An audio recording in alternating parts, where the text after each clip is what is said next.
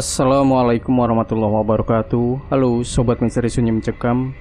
Mudah-mudahan Anda masih selalu setia bersama kami, channel yang setiap hari selalu menyuguhkan cerita-cerita misteri menarik. Dan untuk kali ini kami masih akan melanjutkan sebuah kisah misteri yang berjudul Kos Angker Bangunan Lama bagian 3 habis. Suara motor lintang menemani perjalananku kembali ke rumah Bude. Kali ini kami lebih banyak melamun daripada ngobrol seperti saat berangkat tadi. Cerita Mbah Sarmi mengenai tragedi Nilam benar-benar membuatku berpikir bahwa betapa beruntungnya hidupku yang tidak harus berurusan dengan hal-hal mengerikan seperti santet yang meneror keluarga Nilam. Ternyata dunia ini tidak hanya luas, tapi juga dalam. Bahkan di sekitar kita pun ada banyak hal yang tidak mampu kita ketahui dan terlalu dalam untuk dijangkau. Kamu masih kepikiran cerita Mbah Sarmi? Tanya Lintang dengan suaranya yang menyatu dengan angin perjalanan. Iya, ternyata ada cowok yang kayak begitu ya.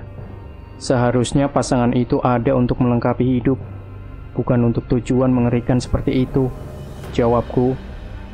Mendengar suaraku yang sedikit parau, Lintang menghentikan motornya dan menoleh ke arahku. Kinan, aku mau mampir sebentar, nggak apa-apa ya? Ucap Lintang. Mau kemana emang?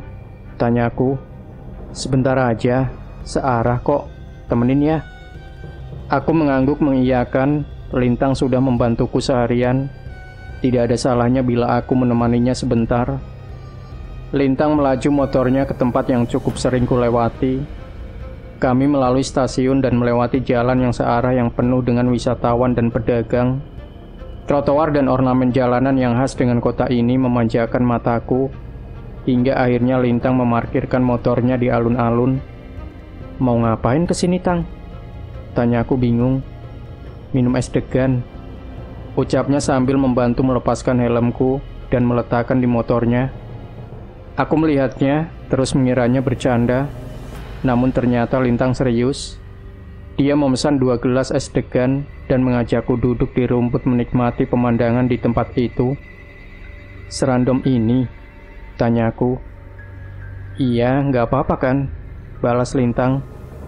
Aku berkali-kali menoleh pada Lintang, namun sepertinya dia memang hanya bermaksud bersantai dan menikmati pemandangan pohon beringin kembar yang ada di hadapan kami.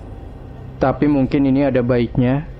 Tepat setelah tegukan pertama, aku seperti merasa beban dan rasa tegang yang kurasakan terangkat sedikit demi sedikit. Awas, betah, ucap Lintang menggodaku. Aku memukul lengan Lintang sekedar merespon ucapannya. Kadang memang harus random ini, gak ada harus ada rencana, gak ada harus banyak yang dipikirin. Terlalu banyak hal yang bisa membuat kita tenang. Kita hanya perlu berhenti sebentar dan menarik nafas untuk menyadari berbagai hal baik di sekitar kita.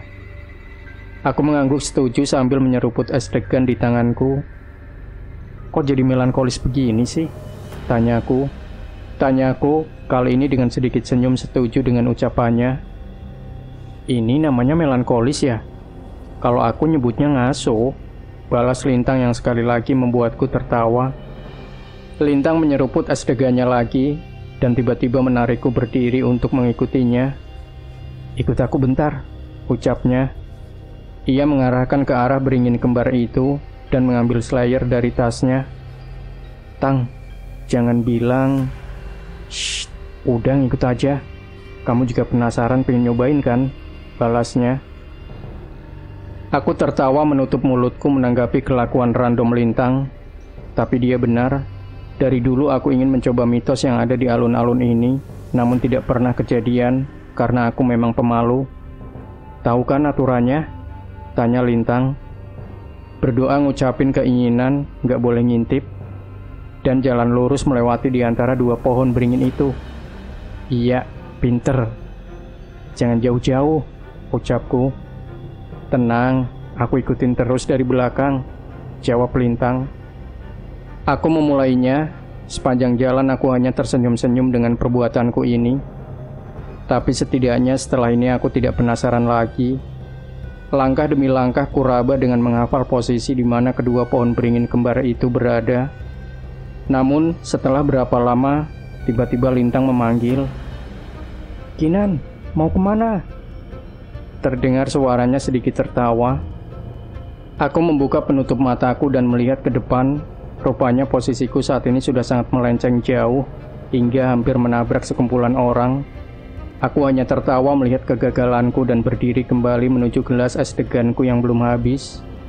Namun, tepat sebelum sampai kembali, Lintang menarik tanganku lagi, tepat di tempat aku memulai tantangan ini tadi. "Sekali lagi ya," ucap Lintang. Aku mencoba menolak, tapi Lintang segera memakaikan penutup mata itu lagi padaku. "Udah, Tang, malu." "Tenang, malunya bagi dua sama aku," ucap Lintang santai. Aku mengikuti permainannya. Namun kali ini aku tidak mendengar suara langkah kaki Lintang di belakang. Aku terus meraba kemana arahku melangkah, namun aku sudah merasa hasilnya pasti akan sama saja. "Kinan!" Itu suara Lintang, suaranya cukup jauh di hadapanku. Aku tahu arah suara itu dari mana dan mengikutinya. Sekali lagi Lintang memanggil namaku, dan aku mengikuti kemana arah suara itu, hingga tiba-tiba aku terhenti saat menabrak seseorang. "Kinan!" Terdengar suara Lintang di hadapanku. Aku mengambil kesimpulan yang aku tabrak itu adalah Lintang. Kadang hidup ini memang gak bisa ditebak. Bahkan walau kita mencoba mengarahkan sebisa mungkin sesuai dengan harapan kita. Entah saat ini aku sedekat apa dengan Lintang. Belum pernah aku mencium aroma parfumnya sedekat ini. Tapi bukan itu masalahnya. Masalahnya kenapa tiba-tiba jantungku berdetak begitu cepat. Kisah Nilam dan Bira pasti akan meremukan hati semua yang mendengarnya. Tidak ada yang bisa menebak akan ada di posisi itu, ucap Lintang lagi. Maksud kamu apa, Lintang?" "Aku cuma ngasih tahu, aku ada di sini. Jangan pernah meragukan kehidupan. Karena bisa jadi, aku ada di sini untuk mendampingi kamu menyelesaikan masalah yang kamu hadapi," ucap Lintang. Aku tersenyum, kini aku mengerti maksud Lintang. Ia melakukan ini semua hanya untuk menghilangkan kekhawatiranku. "Thanks ya, Lintang," ucapku. "Ada kejutan lagi. Coba buka penutup mata kamu," balas Lintang. Aku menurutinya dan menurunkan penutup mataku. Dan benar, Lintang tak jauh lebih dari sejengkal dari hadapan mataku. Jantungku semakin berdegup kencang, namun ia segera menggeser tubuhnya dan menunjukkan apa yang ada di hadapanku. Aku berada di tengah-tengah beringin kembar, persis dengan tempat yang kutuju. Mungkin ini hanya mitos, tapi aku senang bisa menyelesaikan tantangan ini. Tak hanya itu, merahnya langit kota ini membuatku tak mampu menghentikan senyumku. Seandainya bisa, aku ingin bilang pada Lintang, "Terima kasih Lintang, atas pemandangan indah ini, dan semua usaha yang kamu lakuin untuk membuatku tenang." Namun aku mengurungkan niatku, dan masih menikmati pemandangan senja di alun-alun kota teristimewa itu. "Kinan!" Lintang memanggilku lagi, kali ini suaranya seperti sedikit ragu. Boleh nggak kalau aku ngajak kamu ke sini lagi lain kali?" tanya Lintang sambil menggaruk kepalanya. Aku menoleh padanya masih dengan senyuman di wajahku, tapi kali ini aku tahu, aku memandangnya dengan tatapan yang berbeda. Masih bisa-bisanya nanya begitu setelah semua yang kamu lakuin ini. Please, ajak aku ke sini lagi. Tunjukin pemandangan seindah ini lagi. Entah di sini atau dimanapun, yang penting sama kamu. Sayangnya ucapan itu hanya ada di pikiranku. Aku menahan sekuat mungkin rasa senangku. Mungkin di kamar nanti, aku akan senyum-senyum sendiri dan meneriakkan nama Lintang dengan menutup mulutku dengan bantal. Boleh. Sayangnya hanya itu saja jawaban yang akhirnya keluar dari mulutku. Tapi sepertinya satu kata itu saja cukup untuk membentuk senyum di wajah Lintang. Merahnya langit senja menemani perjalanan pulangku menuju rumah Budi. Kali ini ia tidak menurunkanku di minimarket, namun mengantarku hingga rumah Budi dan berpamitan. "Nggak takut kesasar?" tanyaku. "Kayaknya aku bakal sering kesini kan?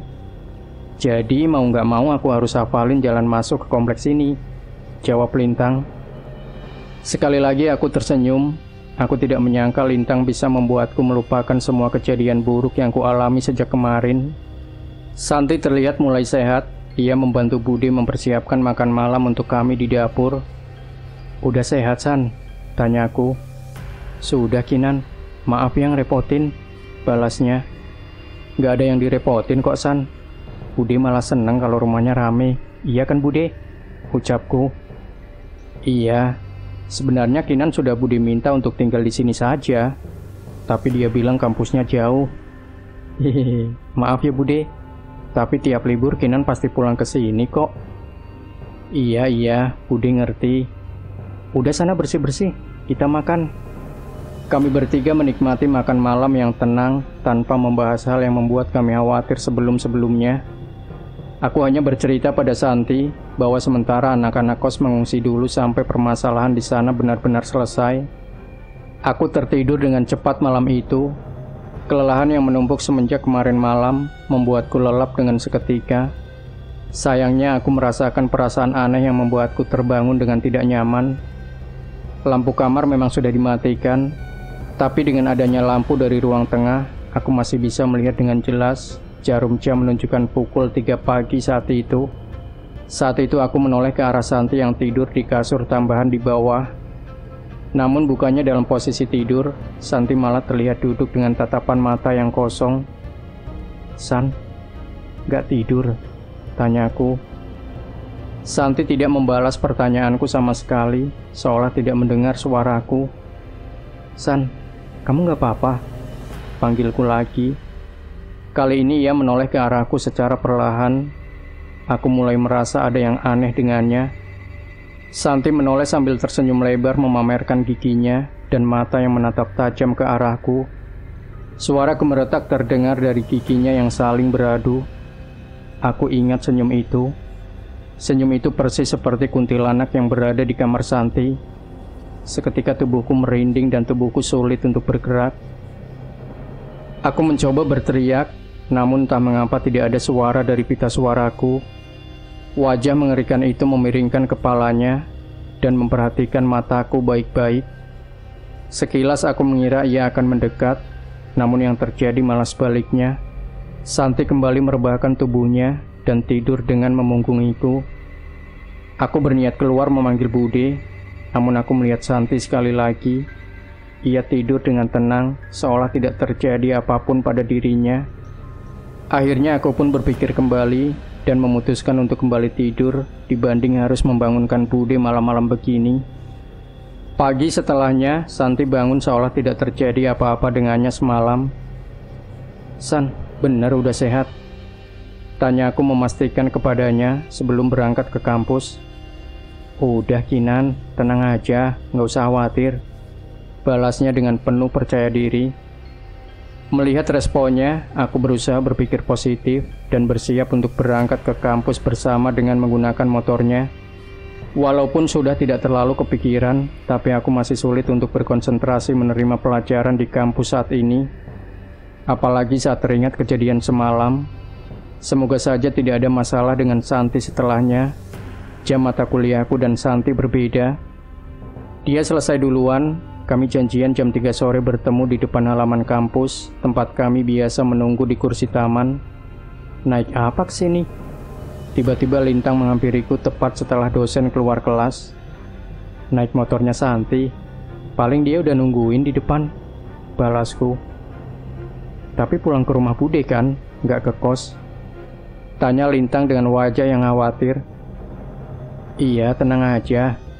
Nanti kalau masalah kos sudah diberesin sama Mas Danan, katanya Mas Viro mau SMS aku. Jelasku sambil berjalan kaki menuju halaman depan.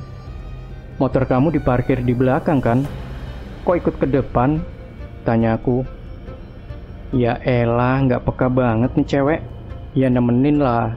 Kalau nggak bisa nganterin pulang, nganterin sampai depan juga nggak apa-apa, jawab Lintang dengan santainya. Aku tertawa mendengar jawabannya.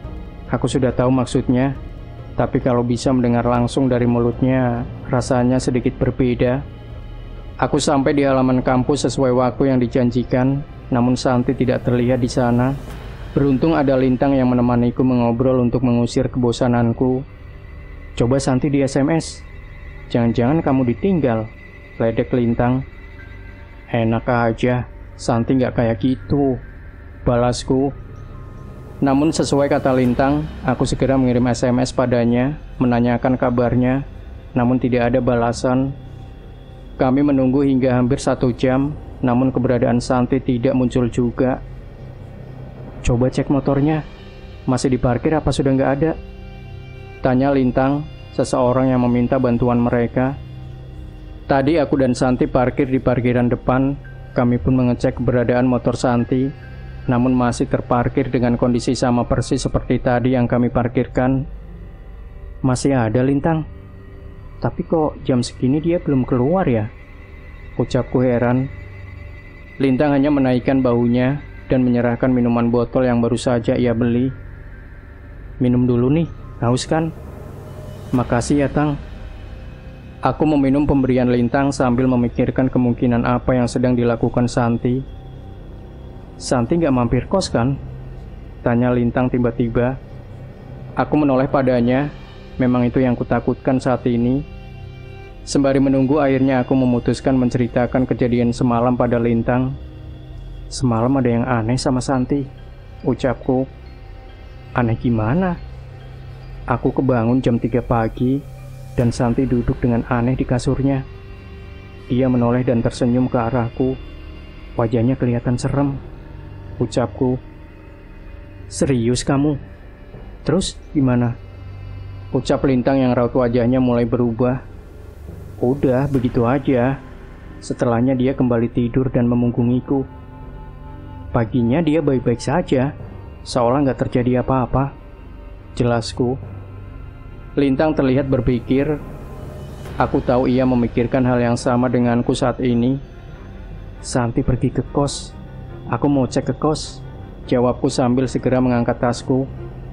Nggak nunggu Mas Danan sama Mas Cahyo dulu? Tanya Lintang. Cuma ngecek. Santi ada di sana atau enggak? Kalau nggak ada ya kita balik, jawabku. Ya udah aku temenin. Kami pun berjalan kaki menuju rumah kos yang seharusnya tidak boleh kami datangi dulu.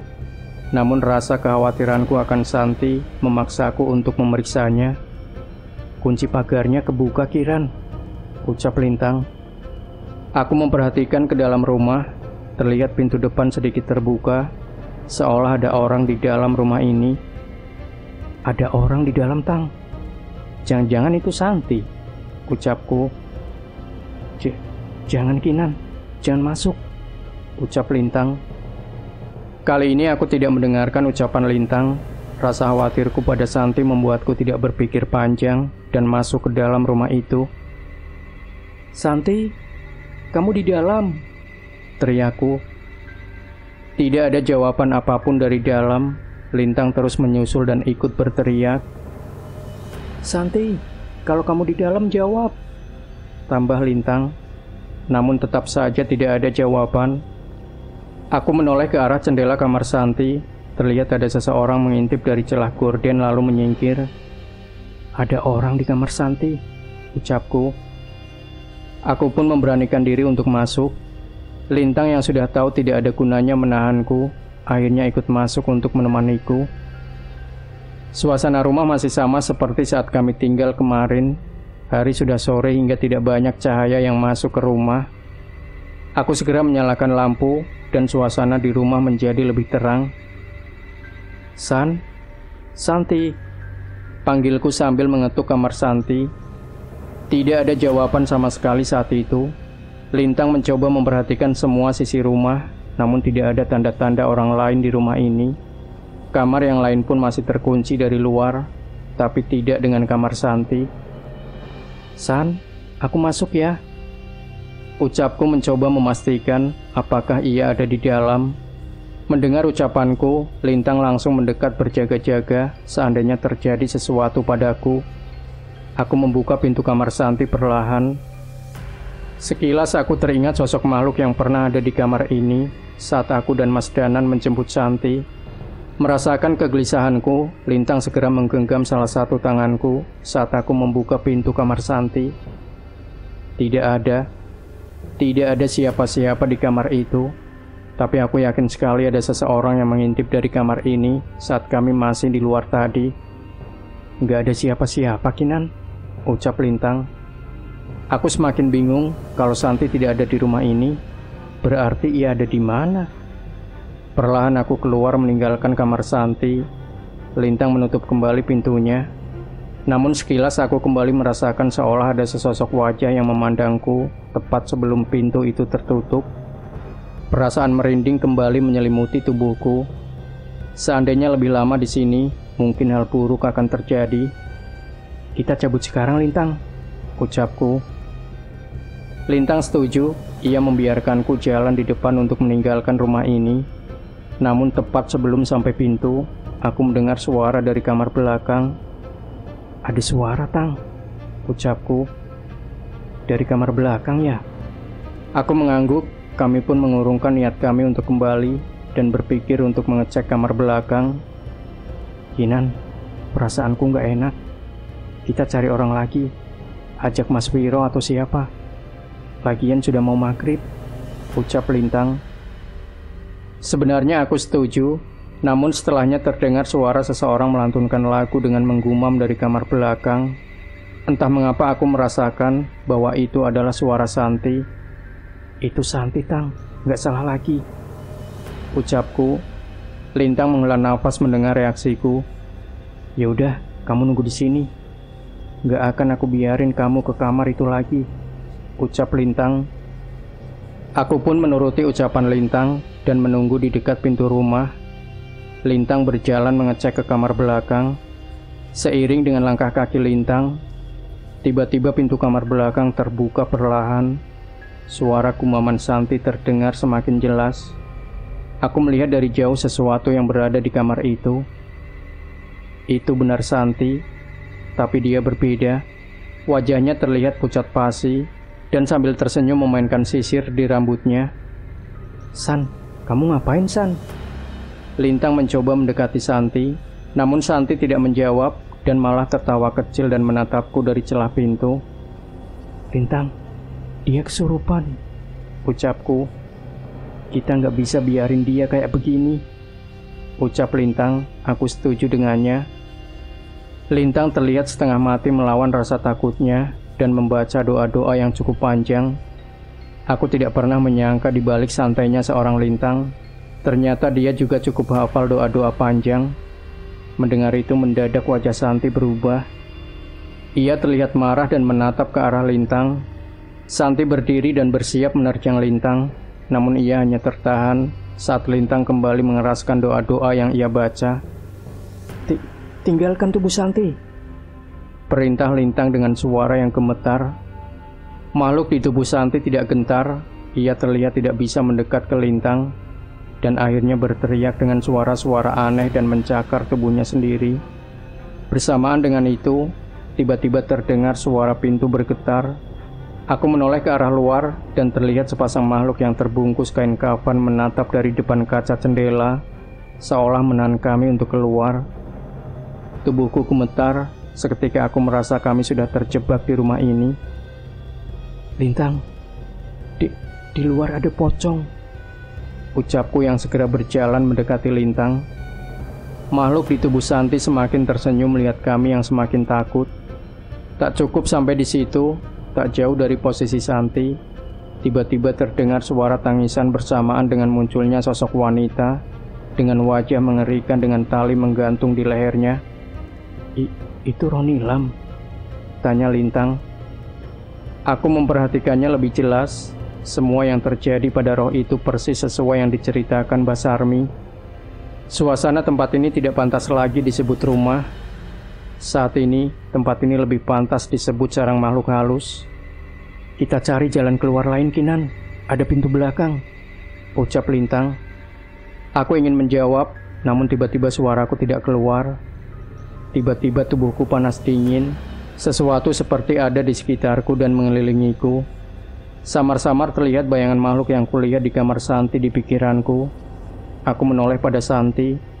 Tiba-tiba dia terbaring lemah di lantai kamar dan berusaha untuk berdiri seolah sudah mampu menguasai dirinya. Lintang, tolong. Aku ingin berkata seperti itu, namun kata-kata itu tidak keluar sama sekali. Anehnya, wajahku tersenyum sendiri dan mengeluarkan tawa yang aneh. Makhluk yang merasuki tubuh Santi ini mencoba merasukiku. Inan, kamu kenapa? Lintang yang menyadari kondisiku segera menghampiriku yang hampir terjatuh. Wajahnya terlihat begitu khawatir. Ia berusaha menahan rasa takutnya dan membacakan doa sambil menggenggam tanganku. Aku terus membaca doa yang sama dalam hati, berusaha bertahan agar makhluk ini tidak menguasai tubuhku. Tapi yang terbentuk di wajahku hanyalah senyuman aneh dari makhluk yang merasukiku. Keadaan semakin parah ketika sosok pocong yang sebelumnya ada di luar, kini melayang mengelilingi aku dan Lintang, dan menatap kami dengan wajah mereka yang mengerikan. Bau busuk tercium di ruangan ini. Sepertinya keberadaan pocong itu yang membawa bau ini. Aku melihat wajah Lintang yang mencoba memberanikan dirinya. Ia terlihat tidak berniat meninggalkanku sama sekali. Dengan pocong yang mengelilingi kami, aku yang kesurupan, sosok roh nilam yang terus menatap ke arah kami. Lintang masih terus di sini dan membacakan doa-doa untuk melindungiku. Keadaan semakin mencekam ketika kaca-kaca jendela mulai bergetar dan suara benda yang pecah dari arah dapur. Suara langkah kaki pun ikut mendekat ke arah kami. Aku hampir tidak dapat mempertahankan kesadaranku. Namun sebelum aku kehilangan kesadaran, tiba-tiba terdengar suara pintu terbuka dengan keras. Bener mas, ada orang. Aku kenal suara itu suara Mas Wiro. Terdengar langkah beberapa orang juga ikut mendekat. Saat itu aku melihat senyum di wajah Lintang. Kalian hebat bisa bertahan sejauh ini. Aku tahu itu adalah suara Mas Cahyo. Ia membacakan doa seperti yang kami bacakan sebelumnya. Namun ia membaca dengan lebih tegas dan seolah ada ketegaran yang kuat di setiap kata-katanya. Seketika aku kembali bisa menguasai tubuhku. Kini sosok kuntilanak itu menjauh bersama sosok pocong yang mengelilingi kami. Makasih Mas Cahyo, ucap Lintang yang segera membawaku mundur ke belakang mereka.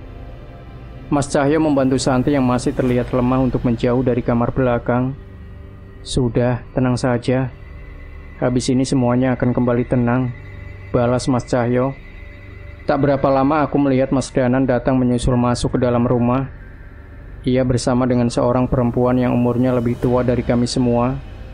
Mereka langsung masuk menuju kamar belakang dan wanita itu memperhatikan setiap sisi rumah ini, seolah berusaha mengingat sesuatu. Matanya terlihat berkaca-kaca menahan tangis. Itu siapa? Tanyaku pada Mas Cahyo. Dia orang yang meminta tolong pada kami untuk menyelesaikan masalah ini, jawab Mas Cahyo. Aku tak menyangka ternyata keberadaan Mas Danan dan Mas Cahyo di tempat ini bukan kebetulan, melainkan ada seseorang yang meminta bantuan mereka. Dia siapa? Tanyaku yang masih belum puas dengan jawaban Mas Cahyo barusan. Mbak Vera. Mendengar jawaban Mas Cahyo, seketika aku dan Lintang menoleh ke arah kamar itu, menyaksikan apa yang ada di sana. Mengetahui Mas Danan dan Mbak Vera mendekat, sosok hantu di rumah ini terlihat marah dan mencoba menyerang mereka berdua. Namun Mas Danan tetap tenang di sisi Mbak Vera. Mas Cahyo hanya berdiri menatap semua makhluk itu dengan wajah yang kesal. Dan seketika terdengar suara auman hewan buas menggema di rumah ini, bersamaan dengan kemunculan bayangan menyerupai kera raksasa. Sekali saja kalian menyentuh temanku, akulah yang kalian lawan. Mas Cahyo memberi ancaman yang membuat semua makhluk di ruangan ini mundur. Aku takjub dengan apa yang ia lakukan. Makhluk yang sedari tadi membuatku dan Lintang dalam keadaan bahaya bisa ketakutan hanya dengan gertakannya. Nilam, ada yang mau ketemu, ucap Mas Danan. Sebuah doa dibacakan Mas Danan sambil menyentuh kepala Mbak Vera. Seketika Mbak Vera seperti melihat sesuatu. Maafin aku Nilam. Suara Mbak Vera terdengar parau, mencoba menahan tangis melihat sosok Nilam saat ini. Aku udah ngebuat kamu sampai seperti ini. Maafin aku Nilam. Kali ini Mbak Vera tidak dapat menahan tangisnya, hingga air mata menetes di lantai rumah itu. Mas Danan, Mas bisa nolong Nilam kan?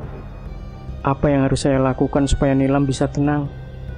Ucap Mbak Vera setengah memohon pada Mas Danan. Mas Danan tersenyum dan menatap ke arah Nilam. Nilam sudah memaafkan kamu sejak dulu, ucap Mas Danan. Maksud Mas Danan? Benar, aku tidak mengerti maksud Mas Danan.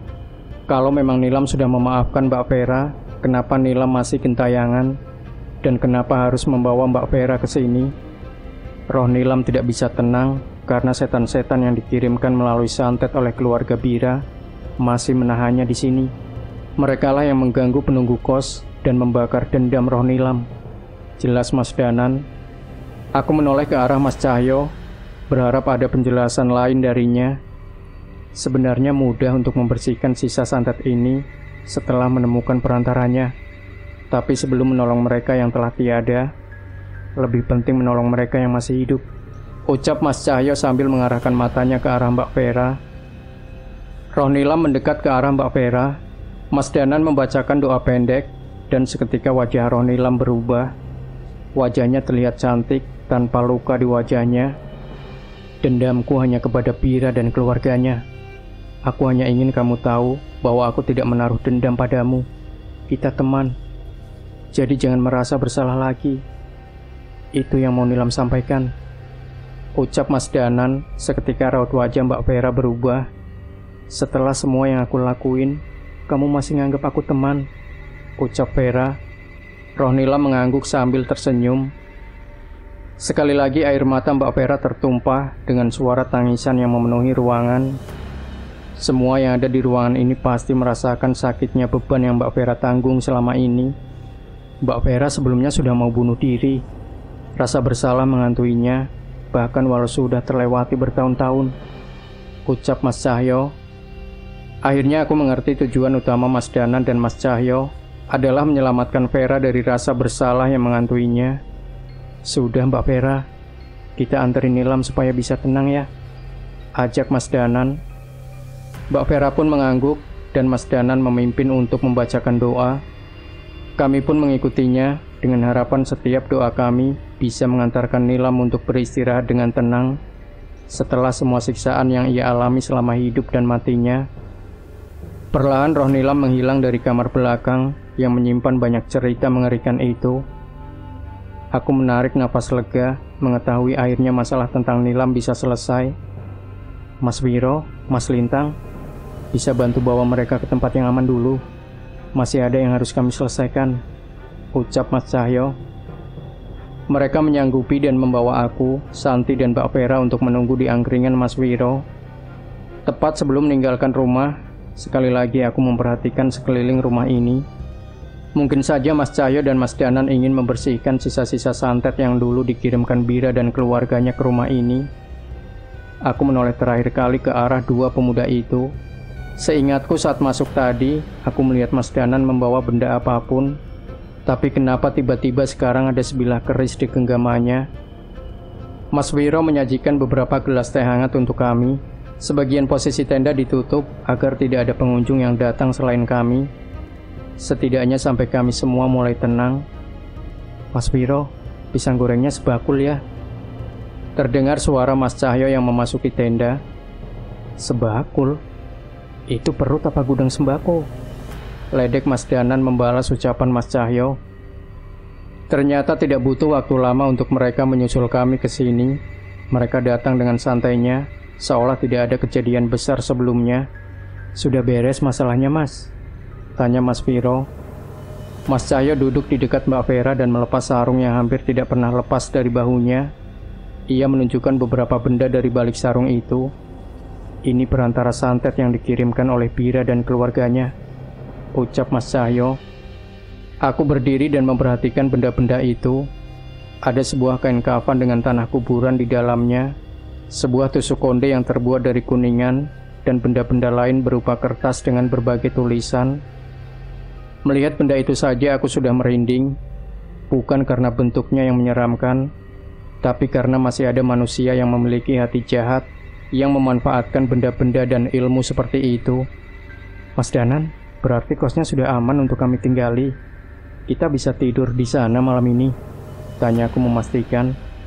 Sudah, Tapi jangan lupa terus berdoa supaya rumah kos itu dijauhi sama roh atau makhluk yang berniat buruk. Jawab Mas Cahyo. Berarti sudah nggak ada makhluk halus di rumah itu. Santi ikut memastikan. Bukan nggak ada, tapi udah nggak ada yang akan ngeganggu lagi. Penunggu asli rumah itu masih di sana. Jelas Mas Danan. Ingat sosok menyerupai Mbak Rini yang memperingatkan Mbak Kinan sebelum kejadian kemarin. Itu adalah penunggu rumah itu yang mencoba melindungi kalian. Aku memang teringat kejadian itu. Seandainya itu memang benar, semoga saja keberadaannya tidak bersinggungan denganku dan penghuni kos yang lain. Malam itu aku dan Santi memutuskan untuk kembali tidur di kos dan memberi kabar ke Budi. Hampir semua yang diucapkan Mas Danan benar. Rumah ini sudah kembali nyaman, persis seperti alasan awal aku memilih tempat ini untuk ditinggali. Waktu menunjukkan pukul 2 siang, aku sedang berada di motor lintang menuju rumah Mbah Sarmi setelah menyelesaikan perkuliahan pagi. Dari jauh aku melihat Mbah Sarmi duduk menikmati udara segar di teras rumahnya. Kali ini ia melamun sambil tersenyum. "Kula nuwun, Mbah," ucapku sambil salim kepada Mbah Sarmi yang disusul oleh Lintang. "Ngelamunin apa, Mbah?" tanya Lintang mencoba menggoda, namun Mbah hanya menjawabnya dengan senyuman. "Mbah sudah dengar ceritanya belum?" tanyaku. Mbah bergeser sedikit dan mempersilahkanku untuk duduk. "Nilam sudah tenang ya, Nduk?" ucap Mbah Sarmi. "Iya, Mbah. Tahu dari siapa?" tanyaku heran. "Mas Danan sama Mas Cahyo ya?" ucap Lintang mencoba menebak. Mbah tersenyum lagi. "Kok kamu tahu?" tanyaku pada Lintang. "Lihat tuh, ada pisang setumpuk di sana. Sudah pasti itu bukan hasil panen Mbah.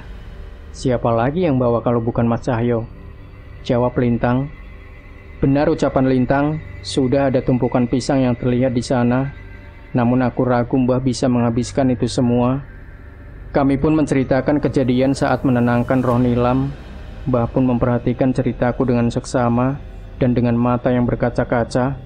"Syukur, Nduk, kamu sudah bisa tenang di alam sana," ucap Mbah Sarmi sambil beberapa kali menatap langit. Setelah beberapa lama berbincang, terlihat sebuah mobil taksi berhenti di depan rumah Mbok Sarmi. Seorang wanita turun dari sana. Aku memperhatikan wanita itu, dan dalam sekejap aku bisa mengenalinya. Itu adalah Mbak Vera. "Wah, Kinan, Lintang, di sini juga," ucap Mbak Vera yang segera salim ke Mbok Sarmi yang terlihat bingung. "Aku Vera, Mbah, temannya Nilam," ucapnya memperkenalkan diri sambil setengah duduk di hadapan Mbah Sarmi. Mbah Sarmi mencoba mengingat dengan cukup lama, hingga akhirnya ia tersenyum dan mengelus-elus rambut Mbak Vera. "Ya ampun, Dok, sudah lama banget. Kenapa baru mampir ke sini?" ucap Mbah. "Maafin Vera, Mbah. Vera punya salah sama Nilam. Tapi sekarang semua sudah selesai," jelasnya. "Nilam gak marah sama kamu. Mbah pengen bilang itu, Nduk." Kali ini mata Mbah Sarmi berkaca-kaca lagi. Mbak Vera pun segera memeluk Mbah Sarmi. "Maafin Vera ya, Mbah." Tidak banyak kata-kata setelahnya, hanya pelukan hangat dan tetesan air mata yang menular hingga ke mataku sekarang. Kami melanjutkan pertemuan ini dengan obrolan ringan sampai Mbak Vera mengeluarkan sebuah benda, kebaya berwarna hijau. "Mbah, dulu Nilam pernah bilang ke Vera, dia bilang pengen beliin Mbah kebaya warna hijau. Katanya buat dipakai ke hajatan-hajatan kampung. Ini sekarang Vera bawain," ucap Mbak Vera. "Nilam masih ingat, Tondok," ucap Mbah Sarmi sambil tersenyum. Mbak Vera hanya mengangguk mengiyakan, sementara Mbah sudah memeluk kebaya hijau itu dengan wajah yang sumringah. Aku merasa perbincangan mereka akan semakin dalam dan mengajak Lintang untuk meninggalkan mereka. Mungkin kami akan saling mampir ke tempat ini, sekedar untuk menikmati ketenangan sambil menemani Mbah Sarmi. "Kita mau kemana habis ini? Alun-alun lagi yuk," tanyaku pada Lintang. Lintang menggeleng. "Terus kemana?" "Ada tempat seru, tapi agak jauh. Kamu siap nggak?" tanya Lintang. Aku mengangguk dengan semangat. Namanya Bukit Bintang. Habis ini balik ke kos dulu ambil jaket, terus kita berangkat. "Emangnya mau ngapain kita ke sana?" Tanyaku. Aku cuma mau nunjukin sama bintang-bintang di sana kalau yang namanya Kinan itu jauh lebih cantik dari bintang manapun yang bisa dilihat di tempat itu. Ucap Lintang yang segera menarik tanganku menuju ke motornya. Ya, aku tahu saat ini wajah aku sedang memerah. Tidak ada respon lain yang kupikirkan selain memukul punggungnya dari belakang sambil berteriak, "Dasar Lintang gombal!" Aku tidak tahu apa yang dipikirkan Lintang, tapi sepertinya aku tahu kalau di balik helmnya itu, Lintang sedang tersenyum dengan reaksi saltingku. Demikian Sobat Misteri Sunyi Mencekam, akhir dari sebuah kisah misteri yang berjudul Kos Angker Bangunan Lama. Dan jangan lupa berikan komentar Anda, like, share video ini, subscribe channel Sunyi Mencekam, dan kembali nantikan cerita-cerita misteri terbaru dari kami. Wassalamualaikum warahmatullahi wabarakatuh.